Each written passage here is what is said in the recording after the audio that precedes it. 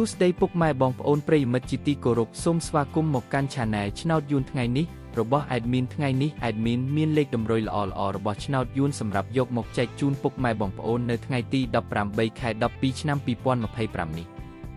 ដូចនេះ Admin មិនចង់ចាយពេលវេលារបស់ពុកម៉ែបងប្អូនយូរតោះយើងមកតាមដានលេខតម្រុយឆ្នោតរបស់យើងទាំងអស់គ្នាសម្រាប់លេខតម្រុយ2លេខមានលេខ99លេខ75និងចុងក្រោយលេខ62សម្រាប់លេខតម្រុយ3លេខមាន962គុណនិង750គុណសម្រាប់លេខតម្រុយអូស2លេខមានលេខតម្រុយទី1អូស90និងលេខតម្រុយចុងក្រោយអូស70សម្រាប់លេខតម្រុយថ្ងៃនេះ Admin សូមជូនពរឲ្យពុកម៉ែបងប្អូននិងប្រិយមិត្តទាំងឡាយជួបតែសំណាងល្អទាំងអស់គ្នាហេងមានលាភមានជ័យ